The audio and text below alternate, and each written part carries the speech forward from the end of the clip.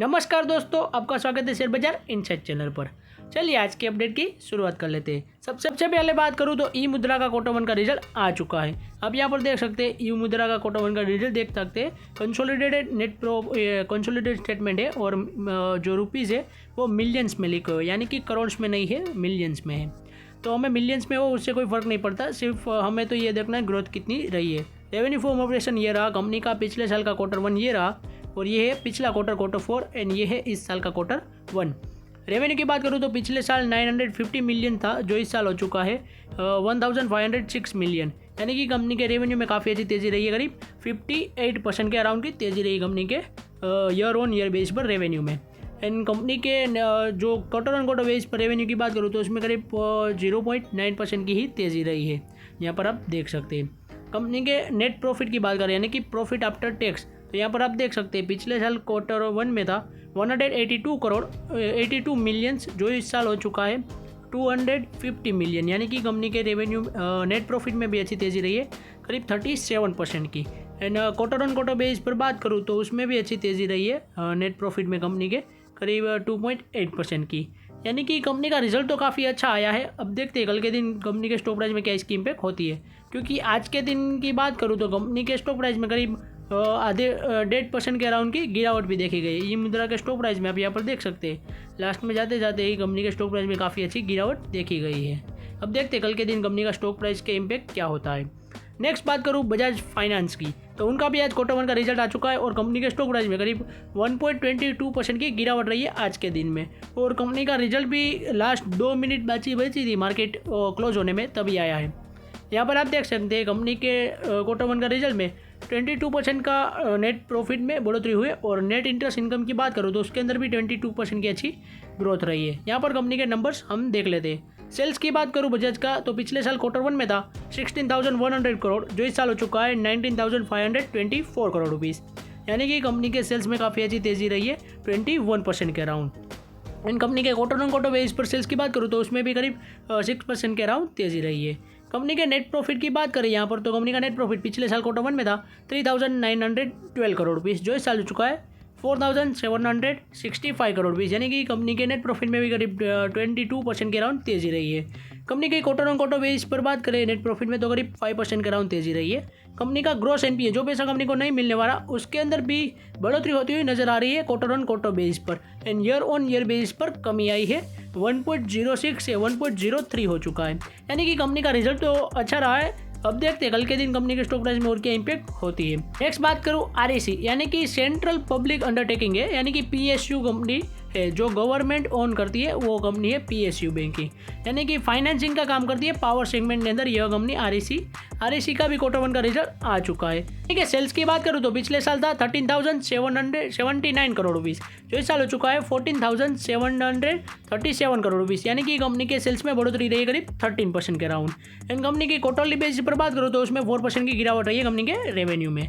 Net profit की बात करें कंपनी का, तो पिछले साल क्वार्टर वन में था 3,460 करोड़, जो इस साल हो चुका है 4,466 करोड़ रुपीज़, यानी कि कंपनी के नेट प्रॉफिट में अच्छी तेज़ी रही करीब 30% के अराउंड। एंड कंपनी का जो क्वार्टर ऑन क्वार्टर बेस पर बात करूँ नेट प्रॉफिट में, तो उसमें भी करीब 4% के अराउंड तेज़ी रही है। अब देखते हैं कल के दिन कंपनी के स्टॉक प्राइस में क्या इसकी इम्पैक्ट होती है। नेक्स्ट बात करूँ आईईएक्स, यानी कि इंडियन एनर्जी एक्सचेंज, यानी कि जो इलेक्ट्रिसिटी होती है उसका एक्सचेंज है यह, और इसी कंपनी का भी क्वार्टर वन का रिजल्ट आ चुका है। पेट की बात करूँ प्रॉफिट आफ्टर टैक्स करीब 25% की ईयर ऑन ईयर बेस पर तेज़ी रही है, एंड रेवेन्यू में भी करीब 19% की अच्छी तेज़ी रही है।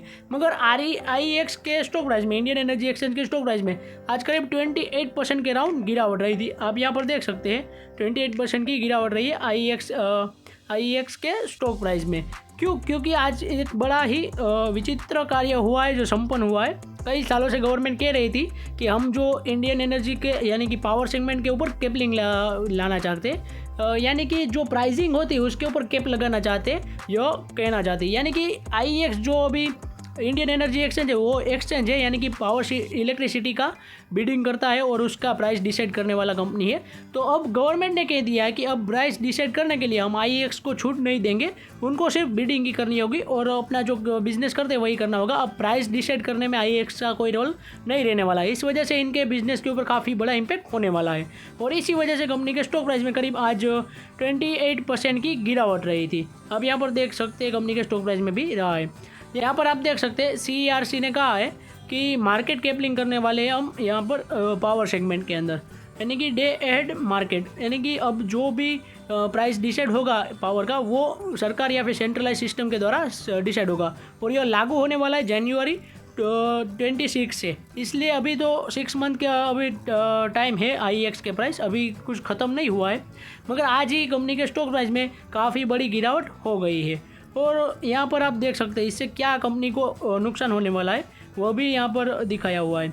जो सेंट्रलाइज सिस्टम है मल्टीपल पावर एक्सचेंजेस है, यानी कि जैसे कि IEX है और कई सारे और भी जो प्राइस डिस्कवरी का काम करते हैं, यानी कि मेन तो यही है IEX करने वाला है, मगर प्राइस डिस्कवरिंग में जो बिडिंग करते थे वही करने वाले हैं।